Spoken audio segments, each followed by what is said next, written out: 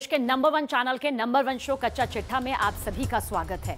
रूस से लौटने, पुतिन से मिलने, दक्षिण कोरिया के खिलाफ 2 मिसाइलें दागने के बाद किम जोंग उन ने एक और कारनामा किया।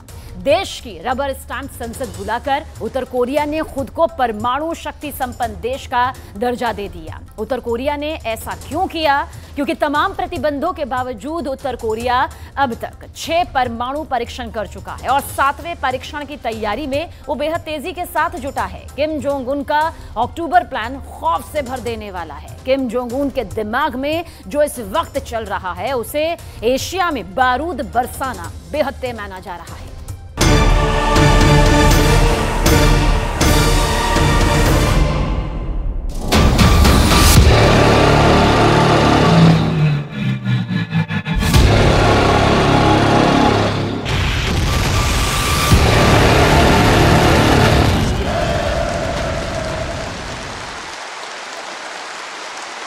उत्तर कोरिया के तानाशाह किम जोंग उन संपूर्ण सर्वनाश के स्क्रिप्ट पढ़ने जा रहे हैं। इस बीच तालियों की गड़गड़ाहट सुनिए।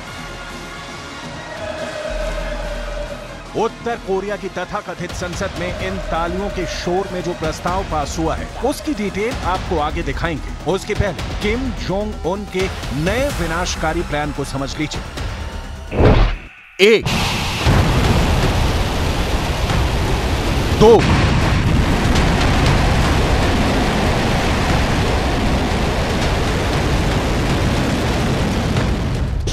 3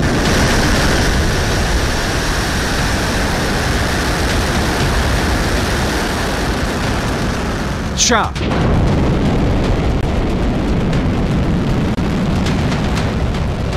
5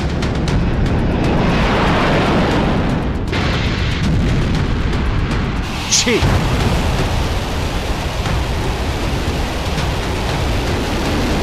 और 7।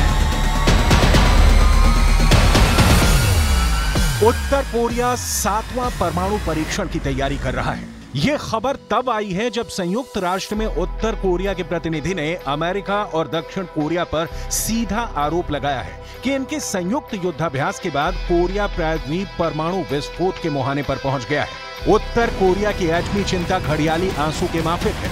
किम जोंग उन की परमाणु बम की जंग पर प्रलाप बेमतलब, बेमानी और कोरी कूटनीति है। कैसे? इसकी डिटेल में जाने से पहले आपको उत्तर कोरिया का संयुक्त राष्ट्र में कहा गया एक एक शब्द को बहुत गौर से सुनना चाहिए। उत्तर कोरिया की संयुक्त राष्ट्र में राजदूत किम सोंग ने कहा कि अमेरिका नेटो का एशियाई संस्करण सैन्य गठबंधन बनाने की कोशिश कर रहा है, जिसमें यूरोपीय देश और संयुक्त राज्य अमेरिका और कनाडा शामिल है। अमेरिका ने 2023 को बेहद खतरनाक वर्ष बना दिया है। अमेरिका के कार्य परमाणु युद्ध को भड़काने की कोशिश कर रहे हैं और टकराव की उन्मादी टिप्पणियों से कोरियाई प्रायद्वीप में तापमान बढ़ रहा है।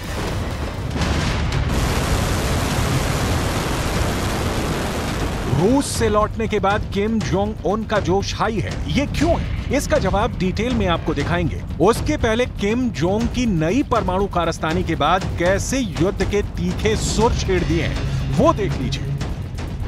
उत्तर कोरिया ने देश के संविधान में खुद को परमाणु शक्ति संपन्न देश का दर्जा दिया है। देश के नेता किम जोंग उन ने इसके साथ ही और ज्यादा आधुनिक परमाणु हथियार बनाने की बात कही है और इसके पीछे दलील दी गई है कि अमेरिकी खतरे का सामना करने के लिए यह बहुत जरूरी कदम है। उत्तर कोरिया की सरकारी समाचार एजेंसी KCNA के मुताबिक स्टेट पीपल्स असेंबली की बैठक में किम जोंग उन ने कहा कि उत्तर कोरिया के परमाणु शक्ति निर्माण की नीति देश के बुनियादी कानून की तरह स्थायी है, जिसे किसी को भी बदलने की इजाजत नहीं है। कोरियाई प्रायद्वीप के पास अपनी रणनीतिक परमाणु सुविधाओं की तैनाती और स्पष्ट रूप से आक्रमणकारी स्वभाव के परमाणु युद्ध वाले संयुक्त युद्धाभ्यास के जरिए हमारे गणराज्य के परमाणु युद्ध का खतरा ज्यादा बढ़ा दिया है।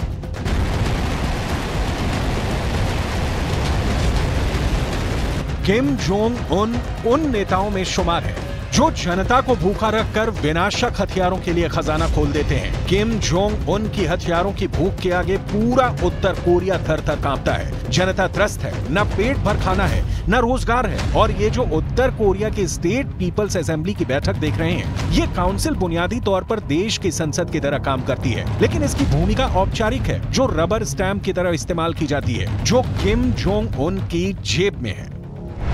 अमेरिका हो, दक्षिण कोरिया हो या जापान हो, इन तीन देशों की 24/7 नजर किम जोंग उन के कारनामों पर रहती है, क्योंकि तमाम अंतर्राष्ट्रीय प्रतिबंधों के बावजूद किम जोंग उन ने ना हथियारों का परीक्षण रोका, ना परमाणु बम गिरा देने की अपनी कसम से पीछे हटे। आपके ज़हन में सवाल होगा, क्यों? कूटनीति की कटीली राहों में यह सवाल कई बार खड़ा हुआ, लेकिन जवाब जो मिला वो अब तक अधूरा है। और जो सच है वो ये कि किम जोंग उन के हथियारों का परीक्षण यूं ही चलता रहा तो रूस यूक्रेन के बाद कोरियाई प्रायद्वीप में एक और जंग नहीं होगी, बल्कि विनाश होगा। क्योंकि किम जोंग उन जैसे शासक परमाणु हथियार बनाना नहीं छोड़ रहे, तो जरूरत पड़ने पर इसे शायद ही चलाने से गुरेज करें। और यही कारण है कि दक्षिण कोरिया, जापान और अमेरिका जैसे जिम्मेदार देश उत्तर कोरिया के खिलाफ डायरेक्ट जमीन पर नहीं उतरते, जबकि चिंता बड़ी है। जापान के मुख्य कैबिनेट सचिव हिरोकाजु मात्सुनो को सुनिए।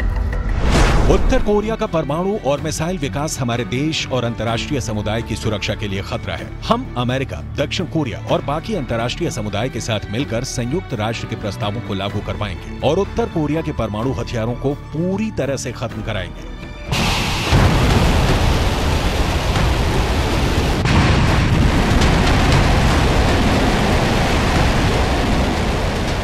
और इस बीच उत्तर कोरिया का परमाणु कार्यक्रम जारी है। आपको आगे दिखाएंगे कि उत्तर कोरिया की 7वें परमाणु परीक्षण की तैयारियां किस स्तर की हैं। लेकिन उसके पहले उत्तर कोरिया ने अभी कुछ दिनों पहले जो कहा वो सुनिए। युद्ध के हालात में दक्षिण कोरियाई क्षेत्र पर कैसे कब्जा किया जा सकता है, इसका अभ्यास किया है।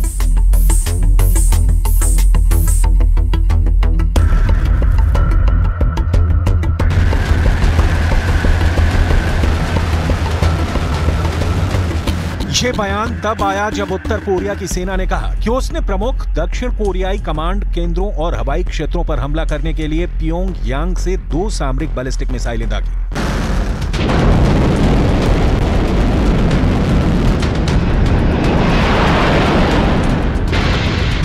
किम जोंग उन का रूस से लौटने के बाद जोश हाई है। क्यों कहा जा रहा है, उसकी तस्दीक करती हैं ये बैलिस्टिक मिसाइलें। उत्तर कोरिया ने मिसाइलें उस वक्त दागी जब पुतिन और किम जोंग उन की मुलाकात जारी थी। संविधान में उत्तर कोरिया को परमाणु हथियार संपन्न दर्जा देने के बाद किम जोंग उन को परमाणु हथियार छोड़ने के लिए तैयार करने की उम्मीदें कमजोर हो गई हैं। हालांकि उत्तर कोरिया को अपने परमाणु हथियार छोड़ने के लिए तैयार करने की कूटनीतिक कोशिशें अब तक नाकाम रही हैं। अमेरिका के लाख चाहने के बावजूद, लाख धमकियों के बावजूद किम जोंग उन वही करते हैं जो वो करना चाहते हैं। लेकिन यहाँ ये समझना बहुत जरूरी है कि किम जोंग उन को रोक पाना इतना मुश्किल क्यों है। इसका उत्तर आपको इन 2 देशों से उत्तर कोरिया के गठजोड़ के कारण में मिलेगा।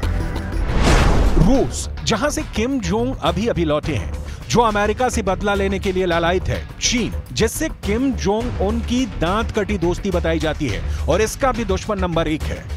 किम जोंग उन के नापाक मंसूबों को सहलाने में ये 2 देश ही उनका साथ देते हैं। रूस के राष्ट्रपति व्लादिमीर पुतिन से किम जोंग उन की यारी और चीन के प्रेसिडेंट शी जिनपिंग से किम जोंग उन की दोस्ती उत्तर कोरिया को संयुक्त राष्ट्र में भी बचाती है और कोरियाई प्रायद्वीप में दक्षिण कोरिया, जापान या अमेरिका के किसी हमले से भी सुरक्षा की गारंटी देती है। संयुक्त राष्ट्र में उत्तर कोरिया के खिलाफ एक नहीं दर्जन के हिसाब से बैन लगे हैं, लेकिन उसके खिलाफ और भी बड़े और कड़े एक्शन लिए जाएं। ये करने से पुतिन और शी जिनपिंग ही वीटो लगाकर संयुक्त राष्ट्र को रोक देते हैं। यही कारण है कि किम जोंग उन की हथियारों के लिए मनमानी चलती रहती है और दुनिया तमाशबीन बनकर तमाशा देखती रहती है। यहाँ आपको वो लिस्ट जरूर देखनी चाहिए कि पिछले 18 महीनों में किम जोंग उन ने कितने हथियारों का परीक्षण किया है।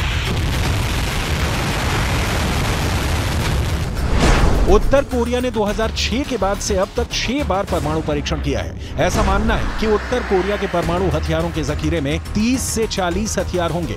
इसके अलावा उत्तर कोरिया हर साल 6 से 7 हथियार और बना सकता है। आखिरी बार उत्तर कोरिया ने 2017 में परीक्षण किया था, जो असल में हाइड्रोजन बम था। चिंता की बात यह भी है कि उत्तर कोरिया ने छोटे छोटे परमाणु हथियार भी बनाए हैं, जिन्हें कम दूरी की मिसाइलों में तैनात किया जा सकता है। उत्तर कोरिया ने 1953 यानी 70 सालों में अब तक कोई भी युद्ध नहीं लड़ा। ऐसे में इस देश के पास हथियारों का जखीरा होना कोई बड़ी बात नहीं है, और वो भी किम जोंग उन जैसे तानाशाह के काल में। आपको उत्तर कोरिया के परमाणु विस्फोट और परमाणु बमों की ताकत दिखाई। अब उत्तर कोरिया की मिसाइल पावर देखिए।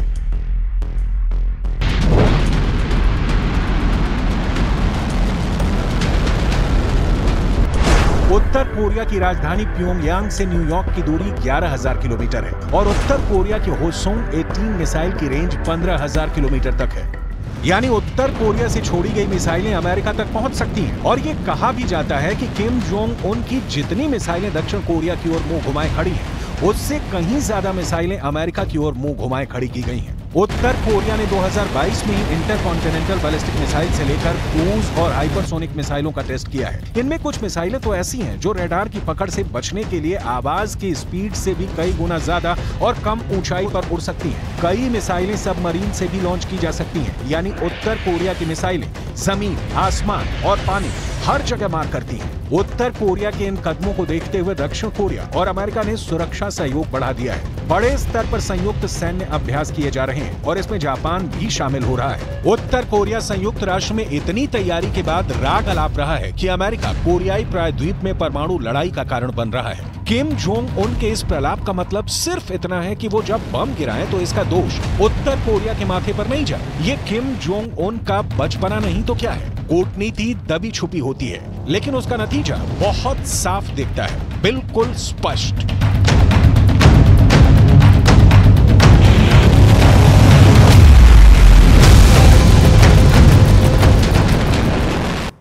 कनाडा के अंदर एक नया खेल शुरू हो गया। कनाडा की संसद के स्पीकर ने इस्तीफा दे दिया।